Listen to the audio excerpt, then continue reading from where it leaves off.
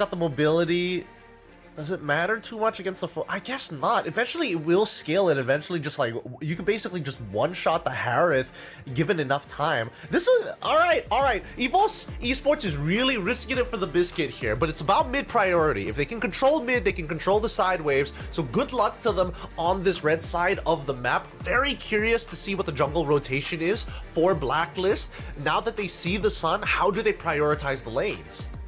I did predict that that Evos would win when that Blacklist would win when this match started, but now I really like Evos' draft here. I kind of hope that it comes out on top because I just think it's really solid overall, and Blacklist with this joy is gonna put MP under a lot of pressure.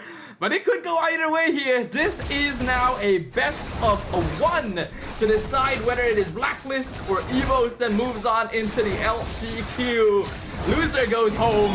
Let's find out who comes out on top. All right, MP gonna be starting on his orange buff, and on the opposite side, Evos gonna do exactly the same. And at this point, contesting for Little Wanderer is going to be a little dangerous here. Prexiva's going to have a slight advantage with this early game power, but let's not forget, Veldora is on this side of the map. Look at how much damage Prexiva takes instantly. Veldora going for the concussive blast instead of Brave Smite here, so acting as that secondary tank.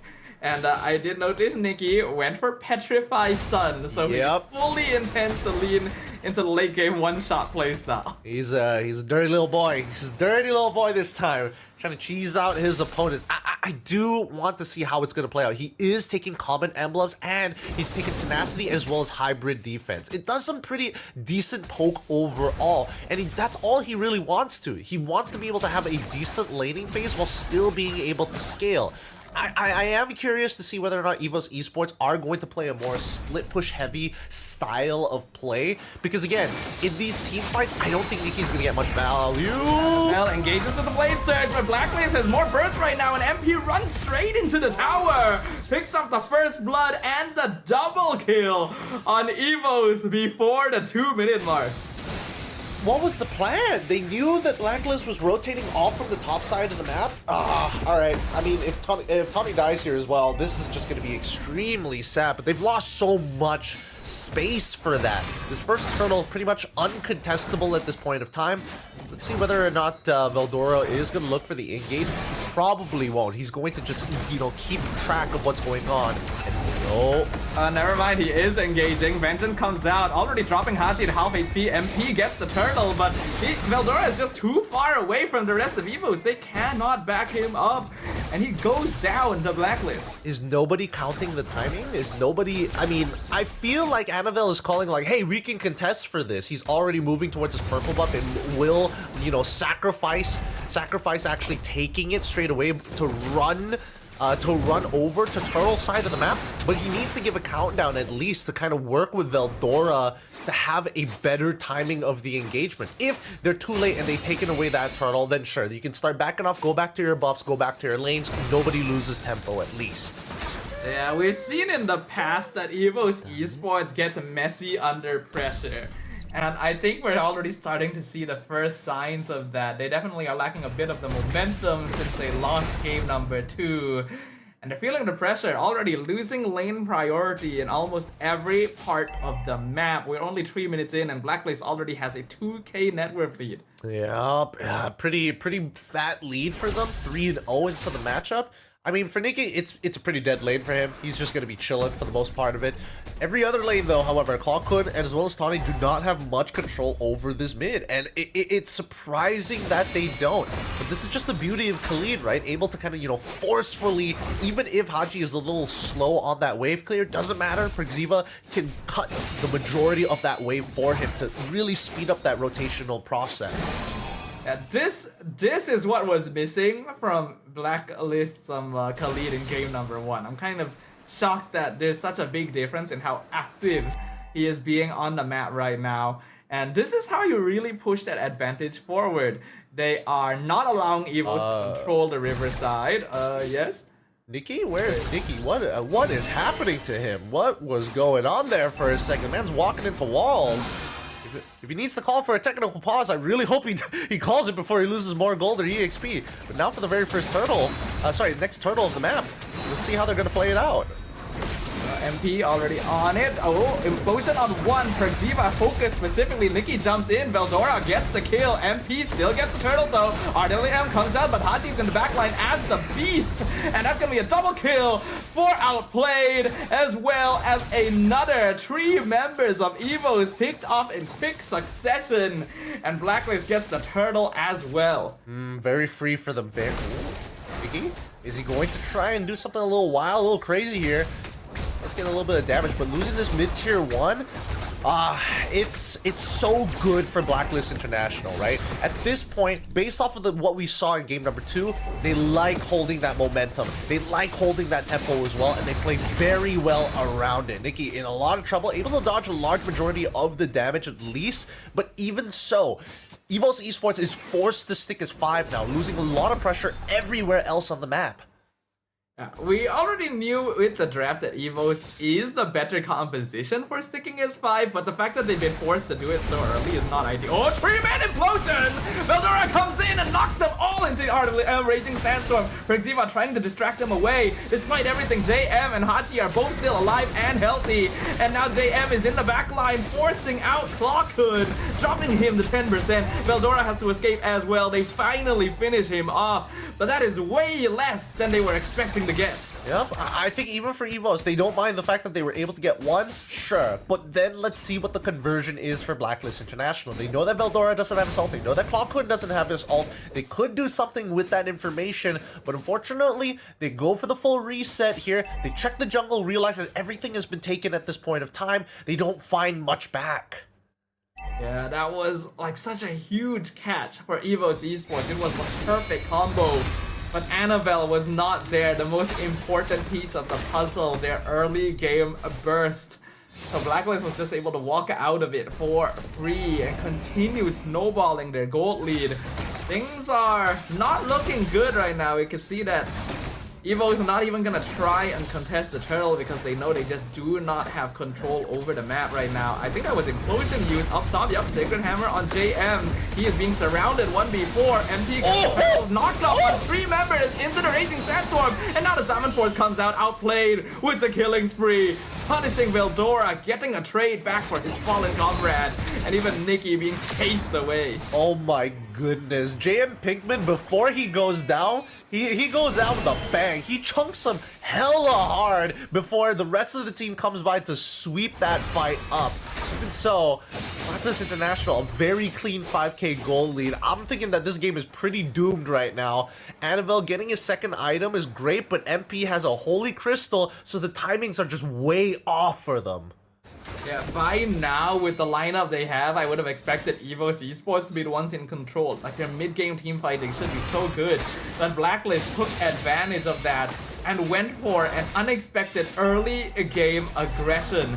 Just rotating all over to stop them before their snowball even begins. Veldora using Unleash the Beast just to defend the tier 2. This is how much pressure Blacklist is putting on them. Can't do much about it. Can't do much at all. You just have to take it. They're waiting for that big catch again, and I think the most ideal one is if they can somehow sneak Haji in. Haji and Outplayed ideally, but both of them have Purifies. It feels very unlikely that they'll make that mistake, and we've noticed that MP doesn't show himself very often. Oh, Annabelle might be dead here, just barely surviving. Able to dash out. Perxiva gonna be stopped by Veldora as well. That's very important. Evos cannot afford to lose any more bodies here. At this stage, this Harif is a massive problem. They have no means of catching him as well. That's a big issue. Oh, unless... Outplayed commits the Salmon Force, targets the doppelganger, unlucky. Nikki still running away. The rest of Blacklist coming in to back him up, petrified to stop MP. Not for long though, killing spree for the joy as the monkey gets taken out.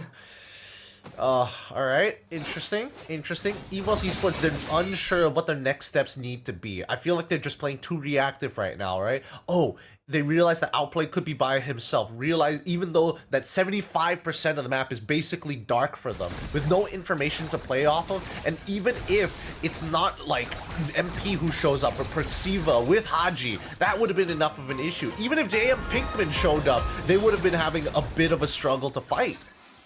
And they just don't have enough damage right now. They're so behind on itemization. Outplayed has Holy Crystal before the 10-minute mark. That's how you know this is a huge problem for Evos. I'm pretty sure Nikki not even close to that third item yet. And already they have to play so defensively. This is a lineup that should be able to control the map, should be able to control teamfights so well. And Blacklist has just stopped them from being able to play it at all. Yep, and again, this just goes to show how important priority is in a lane. With lane priority, your team can do a lot of things a lot faster than your opponents. You are able to make that first impact before your opponent can respond. Blacklist International seems to be doing a lot more with their priority in comparison to Evos, unfortunately. Already, rotating up top, Raging Sandstorm doesn't even let Tawny use Implosion. Looks like he had no interest in doing so. Nikki trying to defend tier 2 mid all by himself, but outplayed in the backline. Look at the damage. Not even Veldora able to stand up to him. Yeah, it's pretty unwinnable right now. It's pretty unwinnable. The shielding will go down on the mid lane, but at least they can just start... Honestly, they can start sieging the bottom side of the map as quick as possible. They need to at least get one inhibitor off of this. Ooh! JM Pinkman following up on the Veldora kill. Implosion completely whiffs as Haji just takes him out. All 5 members of Blacklist, they have their eyes on the prize right now. RWM comes out, tries to control them, but there's just no damage. There is no threat. Perxiva takes out Clockun in the backline and still buys space because he heals up more damage than Annabelle and Nikki can do together. Yep, and at this point, second waves are going to be coming through. Veldora is going to get back up. Does he have... He died pretty early on. I wasn't sure how much of his ult charge is still available. It should be pretty high, yeah. It's pretty high. A couple of engagements, at least the first flash step should be enough to get him back up to transform again. But that just means that Evos Esports is at full fighting force, and Blacklist International with a single inhibitor on the long lane as well for when the Lord is spawning in 45 seconds. I think this is a checkmate angle. MP is at 10k personal net worth with Wishing Lantern, Holy Crystal, and Blood Wings. 3 very expensive items completed before the 12-minute mark. There is a 10k gold difference between Blacklist and Evos, and we can see that even their cores have only just hit their 3rd item. It is as GG as it could possibly be right now, and even if Evos somehow get the miracle 5-man implosion into the full combo, I actually don't think they can end the game with it. No, they can't. But they just don't have enough damage. Honestly, like, if we're talking about a 5-man implosion, that means there's got to be some significant AoE. Annabelle, sure, maybe if he's at like max war stacks, goes in, blade surges, does the full combination. I still don't think it's enough because Clockun just doesn't have his 2nd or even 3rd item. Maybe with a Wishing Lantern, possibly. Divine Glaive would be kind of nice here. But now they're looking for the initial catch-up. Pinkman. Implosion into Veldora. Nikki's coming in. RWM as well. Can they at least finish off Phobius? Yes, they will. But the rest of their team is now being dismantled as the Zaman Force just denies Clockun any attempt at escape. Nikki able to recall out. Tawny buying some time. Veldora being electrifying, beat down by MP. Blade Surge going to miss, and now Annabelle in some trouble as well. But MP will decide to back off just a little bit here. 3 members of Evos just taken out in quick succession. All for Mr. Pinkman, making sure that this is trying to keep this. Oh, look at outplayed. Nah, he's too strong. I mean, they're all too strong. With the 10k gold lead, it's really difficult to lose the game from this point. You are just stat checking everybody. Nikki, even his damage is not really able to pet them Haji of all people. Oh. Look at Raging Sandstorm. Actually, really nice dodge by Nikki, but doesn't have much left. Zaman Force almost takes him out, and even Clockun as collateral nearly. Blacklist are just so far ahead. Now Lord is pushing in bottom. All the inhibitors are going to fall instantly here. Nikki just barely defending the top one.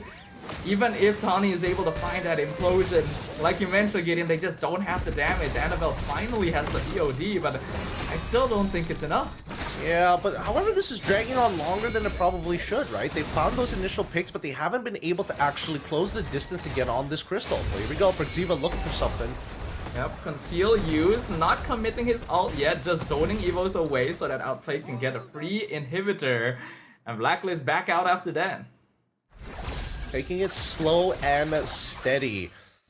I think that Evos might be able to hold out on this one. Their high ground seems to be doing okay, and honestly, Nikki on this Sun, if he had more items, would be a legitimate threat because he has been dodging some key abilities with his own ult as well.